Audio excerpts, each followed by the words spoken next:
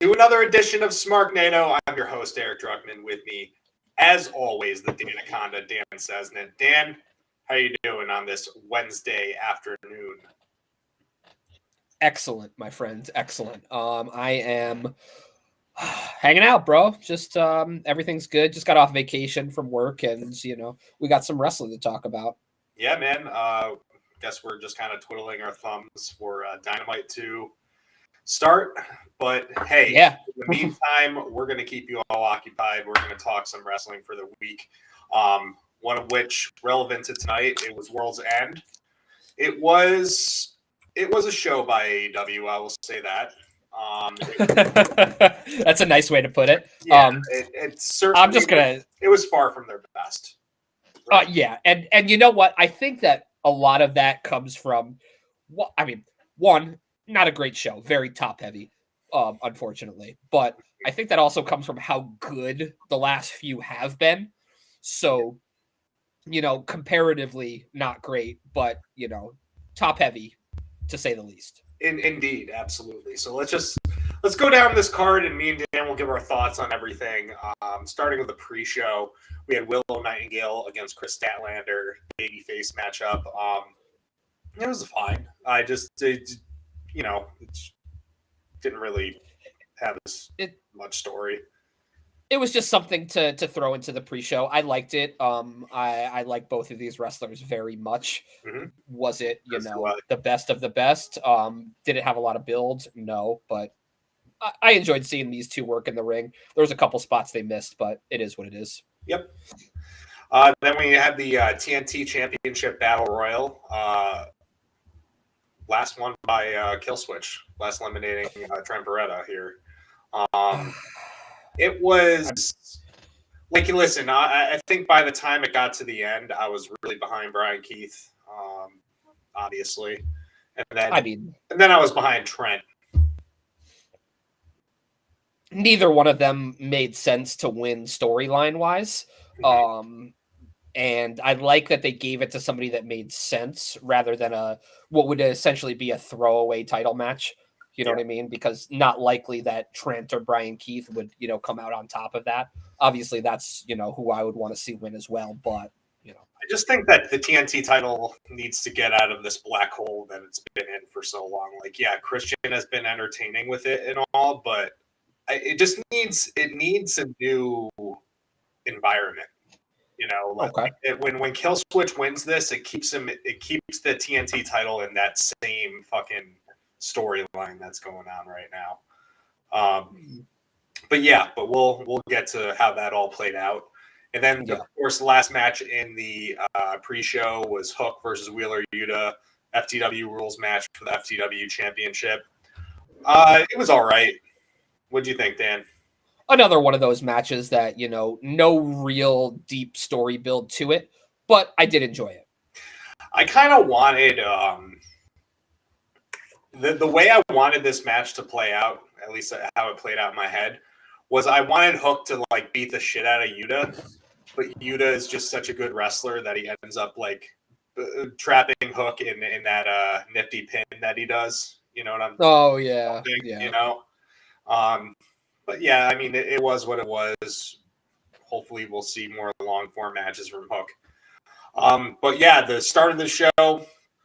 Blackpool Combat Club versus Blackpool Combat Club, Claudio and Brian, with Mark Briscoe and Daniel Garcia against Brody King, Jay White, Jay Lethal, and Roosh. This was a Superstar 8-man tag from the Continental Classic. Mm-hmm. It was fine. It was just another match. I didn't even know about it until the show was on. Sure. Yeah. I mean, I knew about it, just from having passed it on Twitter. It was good, it was in the vein of those G1 matches that we see constantly in those not pre-shows, but prior to the actual tournament matches where they, do the multi-man with whoever was in the tournament, whether they lost or won or whatever. I get why they did it. It makes sense. It was fun. Everybody got their shit in. Yeah. Didn't Garcia get the pin, if I'm not mistaken? He did. So that was a nice little build up for him. He's got a big match coming up tonight too that I'll talk about in a little while, but that I'm excited for. So yeah, man. Next we had Miro versus Andrade. Miro Yawn ended fest. up getting the win here. Andrade already was rumored that this was going to be his last match in AEW. So I'm going to be honest, like these guys can work really well with each other, and I saw some good stuff here, but I just was not into it based on those circumstances, and also based on the fact that so recently CJ had her little, actually like a big medical event, splinter, and basically almost dying, and Miro documenting that, and then we're supposed to believe that they're on opposing sides here after something like that happening. It kind of reminded me of Miro getting married in the middle of that Summer Rae Dolph Ziggler storyline, Miro marrying Lana, so like it's just there were just multiple things that took me out of this match and made me not care. It was a WWE match, man. There was nothing, no heat to it, no nothing. It was fundamentally sound, sure, but it bored me and it didn't make any sense. And like whatever, I just didn't. Like I get it that Lana ended up turning on her, but or on him, but all in all, it was just kind of silly. And I think it's just going to end up with Miro doing more of the same, unfortunately. Agreed. Yeah, I mean, who the fuck wants to see that series?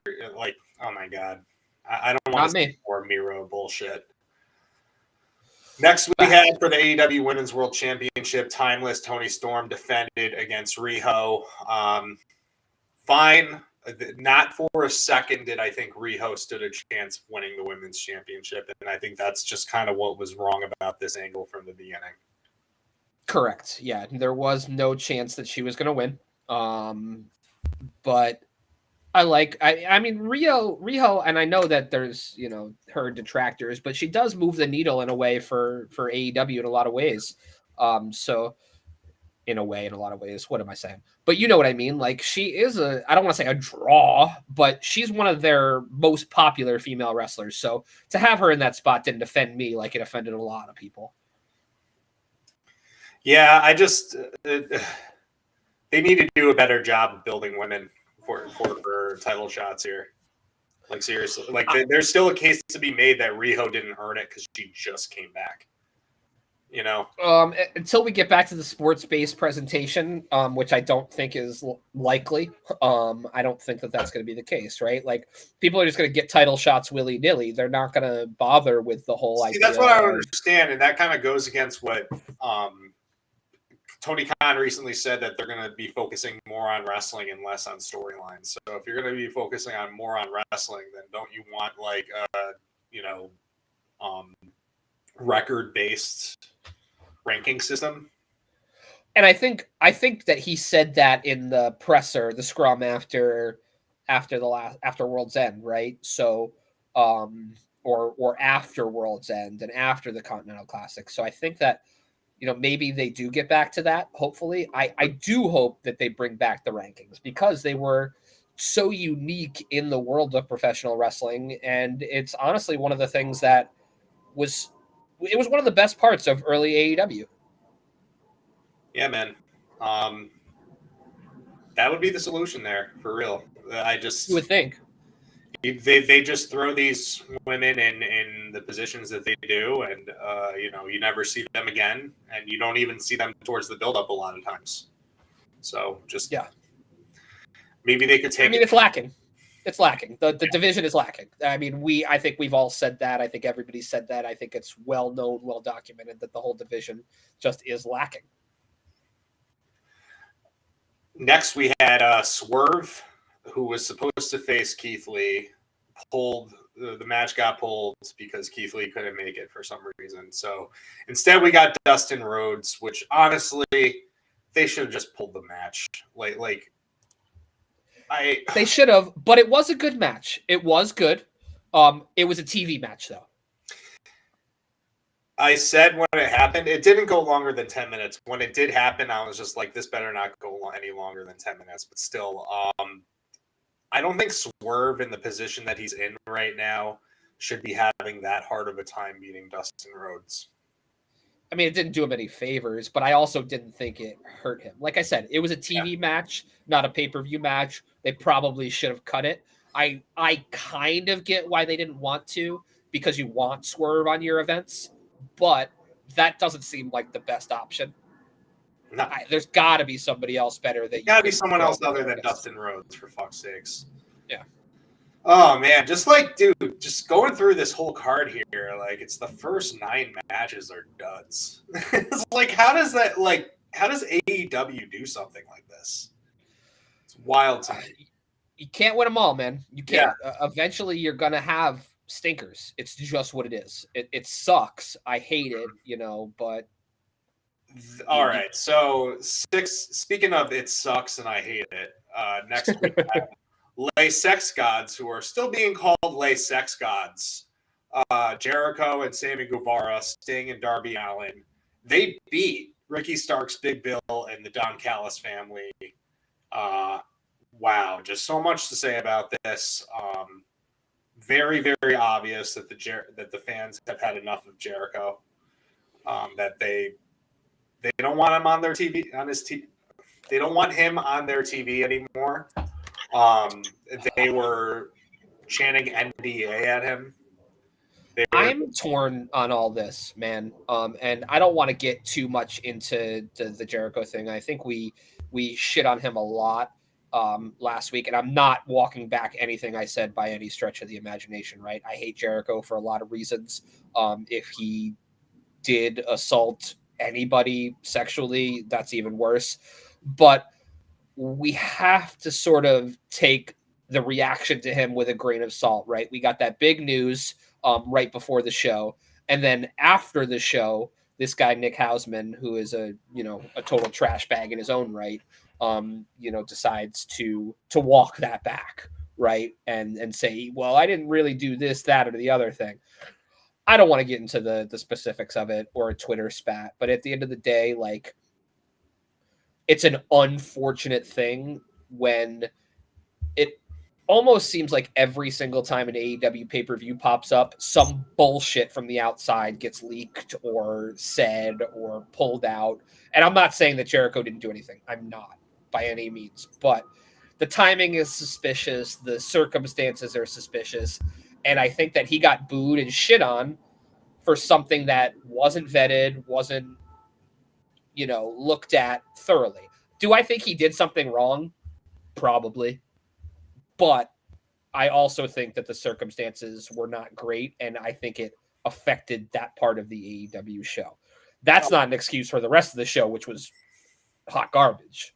Yeah. But I just want to say my piece about that and Jericho and the whole, Kylie Ray Hausman situation. We'll see. Hopefully the truth does come out. I mean, I thought that the part to me that was very telling was Kylie heart reacting to that story. So that gives me a little confidence that it might in fact be real.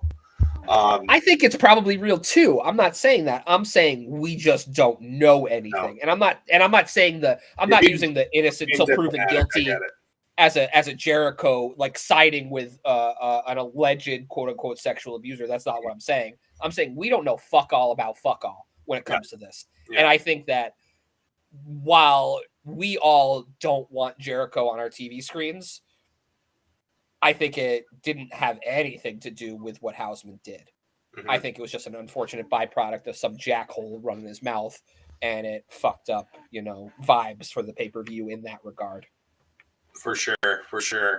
I do want to say, just independent of that news coming out, I think the baby faces going on over here was just a bad move, just because the Don Callis family has been out for a while. They need their shine, And didn't Sammy get the pin? Yeah. Fucking A, man. I'm tired of the same back to the well bullshit that Tony always does. There's a lot of shit that needs to change on the roster. Yeah. Soon. All right, next House Rules match for the AEW TBS Championship. Julia Hart versus Abaddon. I I'm not gonna lie to you. I didn't really pay too much attention to it. It was a little sloppy, but not bad. Again, it was one of those like what did I say? It was a TV match earlier. The Swerve and Dustin. This was more of a TV match than a pay-per-view match, unfortunately. And it's not to say anything about them or their talent level. It just didn't hit, and it wasn't built quite well enough. No, not at all. All right, next we had a no DQ match for the AEW TNT Championship. Adam Copeland defeated Christian Cage by pinfall to become the new AEW TNT champion. And you know what, man? I really did enjoy this. I popped, man. I thought it was a really good match. These dudes, I mean, there's no shortage of history between these two. They know each other, and this was a really good outing for the both of them. And I was always a little bit, hesitant to really want to enjoy Christian versus Copeland because it seemed forced, right? Like at first, Copeland saying he wants to wrestle all these other people, and then he's in this feud with Christian immediately. So it seemed a little bit forced, just based on their history. But this was a great match. Definitely a hot dog match for me. Yeah, I would probably. You know what? I'm not going to give it a hot dog because it was tainted by how it ended. See, I didn't mind the ending. I don't love all of a sudden how they turned that championship into essentially a Money in the Bank. It could have been done differently, but the core of the match is definitely hot dog worthy. Yeah, I'd say that, but just by technicality, I want to not give it a hot dog. Okay. I just think that when somebody goes through that much and then they get the championship robbed, and I know it's a work, it just kind of leaves a bad taste in my mouth as a fan. Okay. I'll stand alone on that hill. I'll be okay with it. Next, we have the championship final of the Continental Classic for the American Triple Crown. Eddie Kingston, Jon Moxley in what I can honestly say was a classic. It's classic, yes. I thought it was phenomenal. Great storytelling.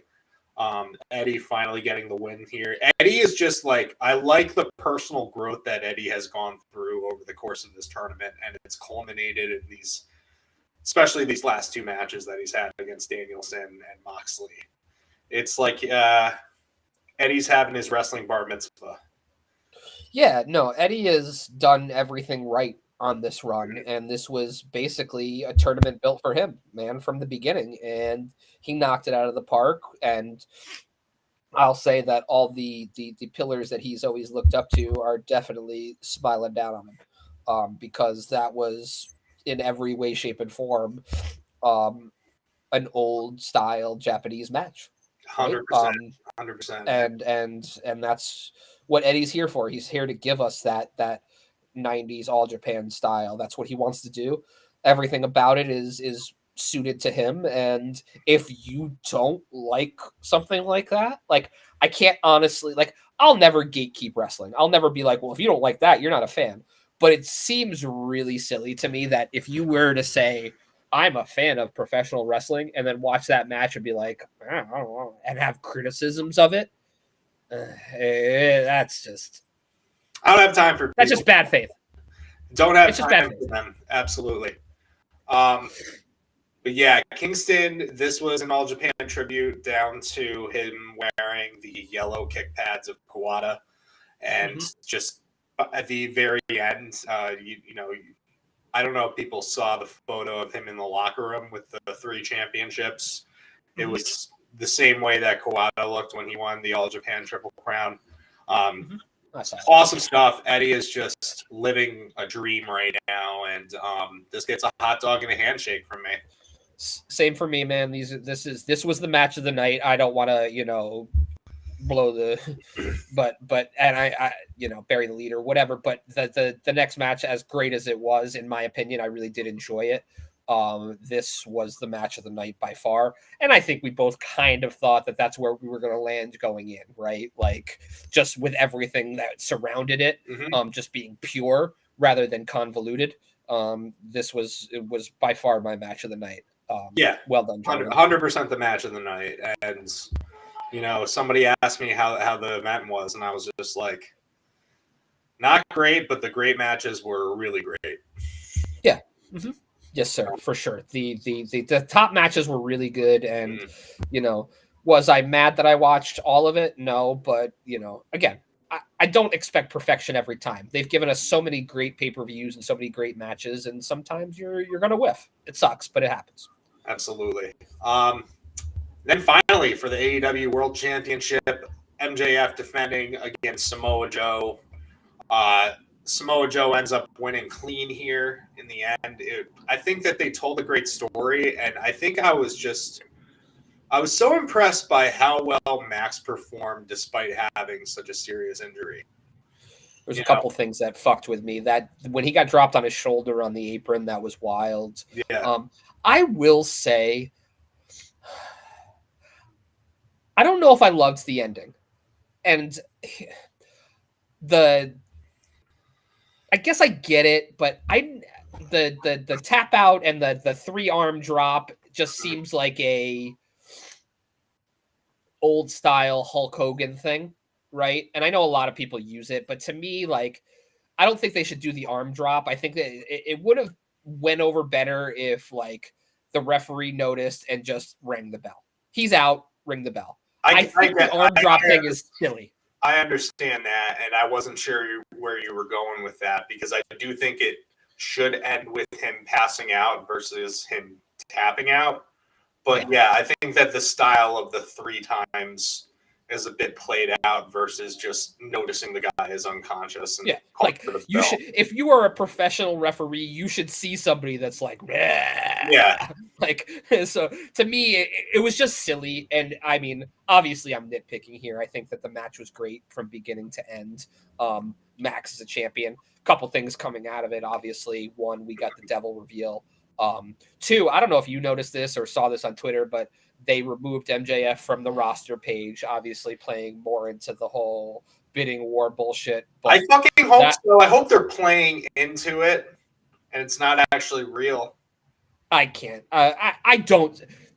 There has not been anybody that's come out and said anything other than they think he's re-signed already. Let me say this, Dan.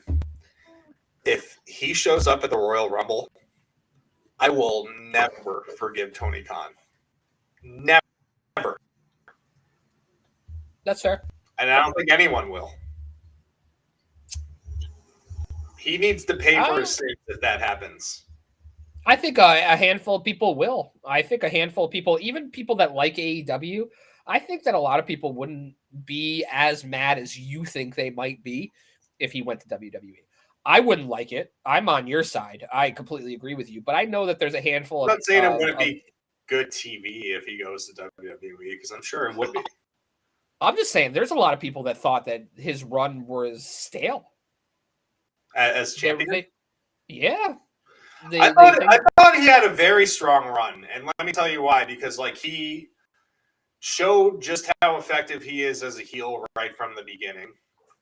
And then he showed how effective he was as a babyface. And then by the point the Adam Cole thing started happening, like towards the end of that, before Adam Cole got injured, it started to get stale.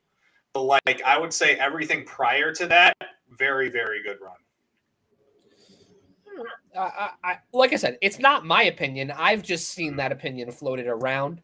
And I'm not saying that they would be like okay with him leaving for WWE. But like, I don't think that a lot of people are that worried about it. I think that opinion is okay to have, but I think that opinion has some recency bias to it. Fair. That's fair. Yep. Like you just forget about how good it was in the beginning. Again, like I said, this is not my opinion. I'm just saying that I don't think it's as clear cut as you might make it. All right, so let's just get to this. The devil reveal was Adam Cole. First of all, how did you like how they did it? I loved it.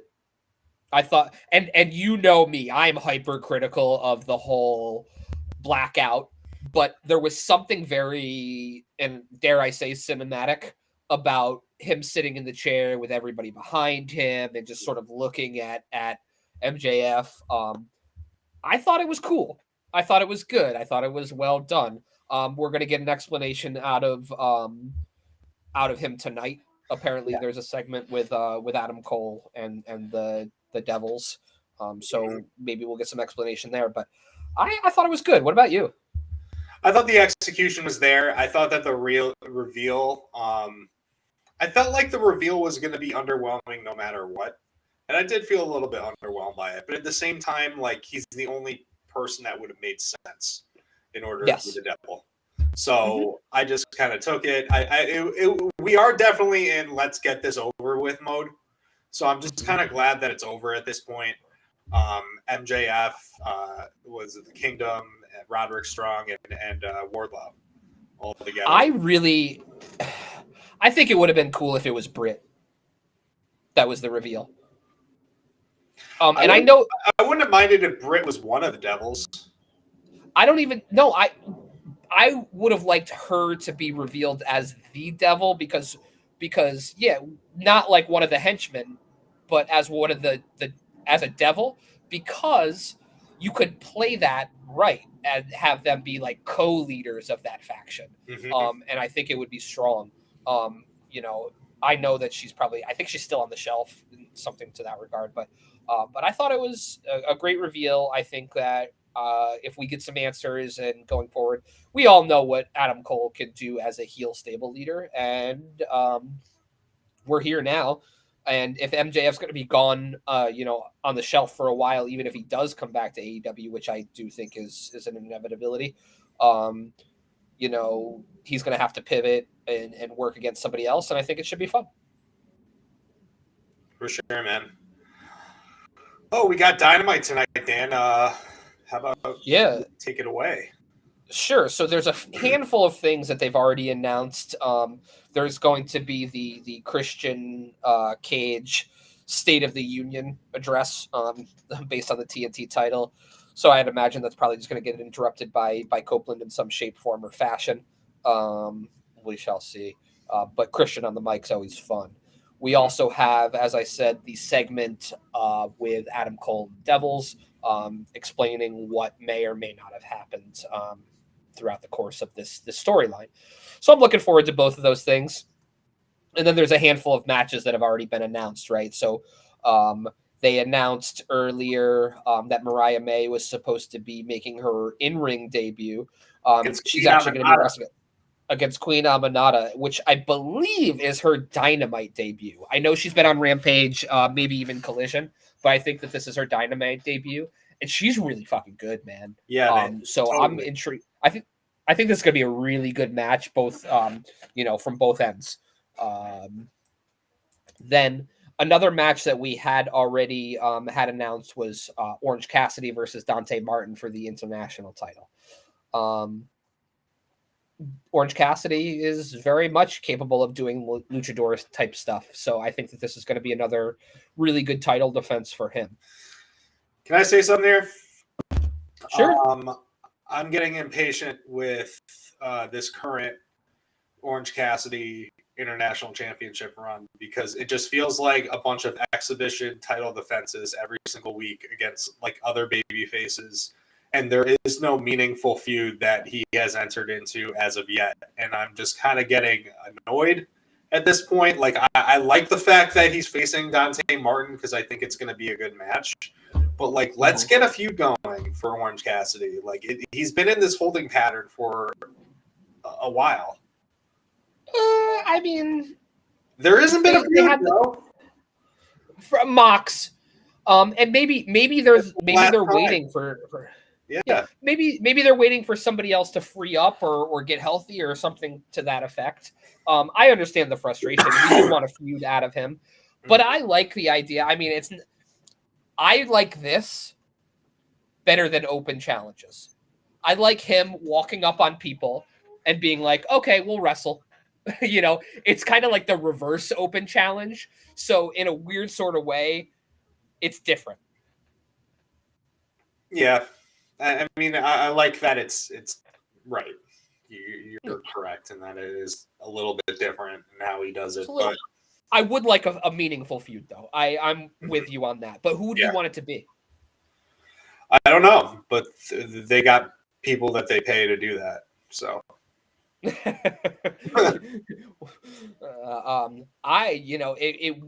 you could revisit a returning Pac. I think that would be fun because they have great chemistry and it would be entertaining.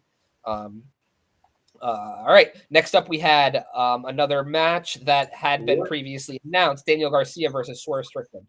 One just came to my mind, actually. Takeshita should challenge Orange Cassidy. Yeah, that's fair. But I will tell you, besides that Daniel Garcia Swerve Strickland match that I just said, they did announce another match, and it's going to be Darby versus Takeshita. Ooh, okay. So that could be a feud that might be happening going forward. But I am completely amped for that match. I think that like Takeshita and Darby have just enough of a different style to make it entertaining and smooth at the same time, right? Takeshita isn't going to be the guy that's going to throw Darby around, but he can if he needs to. And he can also technically wrestle, and so can Darby. So I'm super looking forward to this match. It's going to be awesome. So that's everything that they've announced so far regarding Dynamite tonight. So the big rumor around the interwebs, obviously, is that of Mercedes Moné and her contract status and the falling out, or not falling out, but the two sides, WWE and Sasha Banks, not being able to meet terms, and the overwhelming idea is that Mercedes is going to be AEW bound. Do you, gun to your head, think she shows up tonight? No, not tonight. Why not? Because I think that she has some sort of involvement at Wrestle Kingdom. What do you? She doesn't have a match at Wrestle Kingdom. Oh, they don't? They're not doing it? Oh, no, they're not. Oh, no. I have the card right here in front of me. Yeah. Well, I think she shows up tonight, man. I think that Tony Khan has to do something. Do you want to? He has to do something big. Have a $5 bet on it? I mean, I don't have $5. I have kids, bro. But yeah, sure. You know what? $5 bet. Here we go. I'll Venmo. We have each other's Venmos. We'll talk later. But no, seriously. Yeah, I'll be happy. Tony Khan needs to do something. $5 if it happens. Tony Khan needs to do something, and I think that this is the move. If not, I think we see somebody debut tonight. Somebody's going to show up. One of these free agents. Whether it's Deanna or Dolph or anybody else. So. Okay, so got a big week ahead of us. On Thursday, I think if you wake up early tomorrow morning, right? 2:30 a.m. 2:30 a.m. Wrestle Kingdom is going to be on, and yep, yeah, I'm taking off Friday this week so I can watch most of it. So I'm going to avoid some spoilers, of course, but. Fuck am I looking forward to Wrestle Kingdom. I'm very happy also that it's just a one-night event this year. I'll be honest, man. I think that this looks like one of the weaker cards of late as far as Wrestle Kingdom is concerned, but it is a good card. It's going to fuck, and it's going to creep up on you, and it's going to fuck. Okay.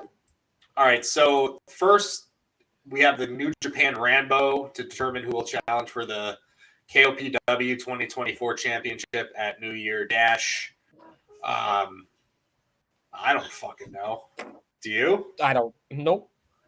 I don't. It's. I don't know. Next match. I'm just gonna guess. Bushi. I don't know. All right, we got Bullet Club War Dogs defending their IWGP Junior Heavyweight Tag Team Championships against Catch 2-2. That's Clark Connors and Dan Malone. Drilla Maloney for War Dogs, TJP, Francisco Akira for Catch 2-2.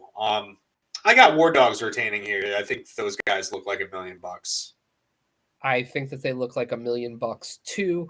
And I'm going to agree with you here. I think that typically Wrestle Kingdom likes to do a lot of title changes. I think this one stays put. I think so too. All right, next for the NJPW World Television Championship singles match, Zack Sabre Jr. 1 year reign as NJPW World Television Champion defends against Hiroshi Tanahashi. President Ace. Brother, I'm going to say, just because this is a 15-minute match, I don't know. I think that in somehow, some way, Tanahashi pulls it off. He's also the president now, so I can't. No, Zack Sabre Jr. retains. I like Tanahashi. I think it would be a terrible look for him to win his first title match as president. As president, yeah. I think it would be a terrible look if it got booked that way. You're right. I think you just turned me. I'm probably gonna say. I'm gonna say. Zack. Can I tell you something that I saw that I find crazy interesting? Yeah. If Zack Sabre Jr. wins, he and Hulk Hogan, I believe, are the only people that are 4-0 in singles matches in the Tokyo Dome. No shit. Yeah. So that's another reason why I'm rooting for Zack Sabre Jr. because fuck Hulk Hogan. I want him to beat Hulk Hogan too. Yeah. So, but seriously, Zack Sabre Jr. is just. I know he doesn't always get the recognition he might deserve around the world, but he is one of the top wrestlers in the world, both, in terms of technical ability and promo ability. Yeah. 100%, man. Very underrated promo. People don't give him enough credit for that, but the guy has got a ton of charisma, got a ton of confidence, and he's hilarious. He very much is. For sure. All right, next singles match between two former New Japan Pro Wrestling Young Lions, Yota Tsuji against Yuya Uemura. Yuya, who, by the way, just recently came back from excursion. He joined Just Five Guys because one of the five guys left. And now they're five guys again. I'm a fan of both of these guys a lot, but I think Yota Tsuji has, over the course of the past year, has really established himself as like a top talent in New Japan Pro Wrestling. So I think that he gets the win here. I think that Uemura looks really good in defeat. Yeah, I think I think so too. I think I think that Tsuji, I'm on the bandwagon with you in that he is definitely going to be one of the next up in New Japan. He's got the look, he's got the vibe. I think he wins here. And Uemura, as much as I've liked what I've seen from him, he just doesn't have the same it factor that Tsuji does. No. But he'll get there. It's early. Uemura just arrived. He's only 3 months in New Japan, so back from excursion, that is. For sure. All right, so grudge tag team match. House of Torture, Evil, and the newest member of the House of Torture, Ren Narita, against Shota Umino and Kato Kiyomiya. Do you know the background on this one, Dan? I don't. I know Kiyomiya. Isn't he from Noah? He is from Noah. So here's the thing. Ren Narita and Shota Umino, who are 2 of the 3 musketeers in New Japan Pro Wrestling, they teamed up in the World Tag League against each other. And they always had a friendly rivalry. Narita just randomly, during one match, walked out on Shota Umino, and then it was later revealed that Ren Narita decided to join the House of Torture. So they were just beating up Shota Umino all the time, and then Shota Umino needed to get a tag team partner. He got Kiyomiya, who's a really great talent too. So that's where we're at. Ren Narita in House of Torture, I don't love it. I hate it. Yeah. I hate it. Yota Tsuji makes more sense. He's Shibata clone, And Yota Tsuji would have made way more sense to be in House of Torture, to me, just looks wise, vibe wise, right? I don't like Ren Narita there. I think that this match is going to be incredible. It's bad because Kiyomiya, the only thing I know about that poor guy, and I know he's a good wrestler, is that Okada. Okada just beat the brakes off the dude. Yeah, that's probably how he became most famous, to be honest. And that I want him to be successful, but boy, Mhm. That clip is hilarious. It's oh my god. For those of you that haven't seen it, just Google it because our words can't really give it justice. Yeah, Okada was tight. Okay, so we have a winners take all tag team match for the IWGP World Tag Team Championships and the Strong Openweight Tag Team Champions. The Strong Openweight Tag Team Champions Hikuleo and El Phantasmo against Bishamon, Hiroki Goto, Yoshihashi. I'm gonna go with Hikuleo and El Phantasmo. I'm gonna go the other way because I think isn't LP still like not technically under contract? Oh yeah, that's right. The LP is a free agent coming up. You know what? I think Hikuleo is not far behind him, to be completely honest with you. So I'm gonna go with Goto and dude. Yeah, dude. What if I was thinking the other day, what if Hikuleo, Jacob Fatu just kind of become their own Samoan squad in AEW and just like, you know, the forgotten ones of the bloodline. The other bloodline. Yeah. I think it could work. I mean, it would. It's just unfortunate. To say the bloodline, but you know what I mean. Like that's the thing. Like I wish they could directly say it. You know what I mean? Like that would be the cool part if WWE and AEW were willing to openly acknowledge each other as, you know, competitions, right? Like I'm not saying that it's the same, but football teams acknowledge each other. Football leagues acknowledge other leagues. Like certain sports leagues acknowledge other leagues. It's just, to me, like it seems silly to not acknowledge them. Mm-hmm. That's all. Yeah. They've gotten better about it under Triple H, though, acknowledging other wrestling promotions actually existing. All right, next we have for the IWGP Junior Heavyweight Championship, Hiromu Takahashi defends against El Desperado. I think El Desperado pulls it off here. New champ. Yes, me too. New champ. Yeah, Desperado's really good, and I love Takahashi. I do. He's great. He's probably arguably one of the best junior heavyweights of all time. He's probably held that belt like 10 times at this point. Yeah, he's the best junior that's ever wrestled in New Japan in a lot of ways, I will say. All right, then three-way match for the inaugural IWGP Global Heavyweight Championship. Will Ospreay, Jon Moxley, David Finlay. I hate to say it, man, but I'm going to go David Finlay here because Me too. He's the only one that's sticking around. Me too, but like I'm like, who eats the pin? Mox or Ospreay? Mox. I'm gonna say Mox. Moxpreay. No, I'm gonna say Mox eats the pin. There. All right. Man, well anticipated rematch of my match of the year from 2023.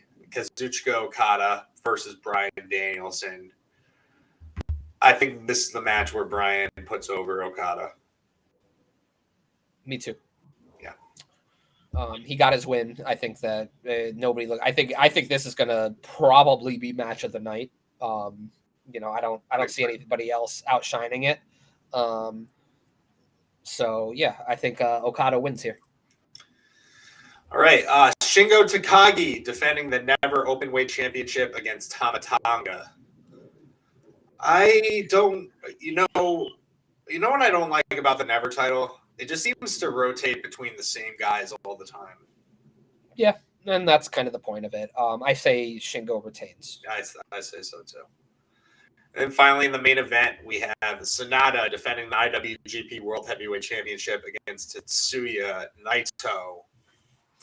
Has there ever been a less anticipated main event in Wrestle Kingdom history?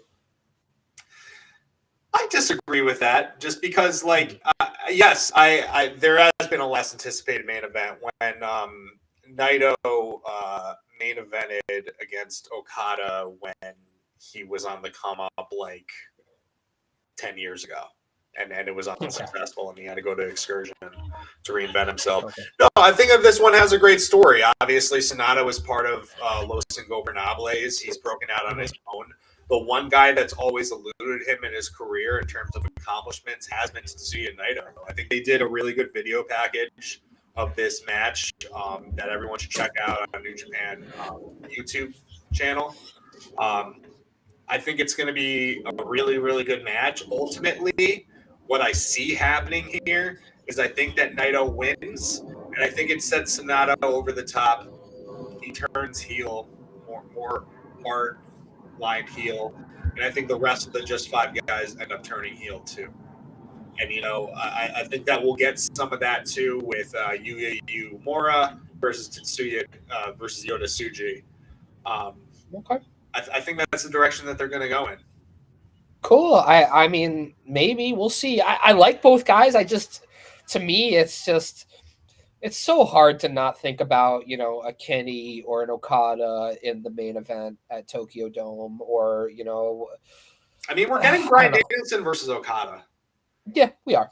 It's a good card. I just compare every Wrestle Kingdom card that I watched to the first one I saw. Mm-hmm. And that one was just so good that I have a hard time not judging all the other ones. I hear you. It's totally understandable, man. But overall, though, really, really looking forward to Wrestle Kingdom. And yeah, hopefully we'll talk more New Japan. We say that every year. I mean, yeah, sure. We say it every year, but I think that we'll obviously, we'll review this one once it does happen. But man, I am excited. I just wish that it wasn't at, fucking 2:30 in the morning. Agreed, man.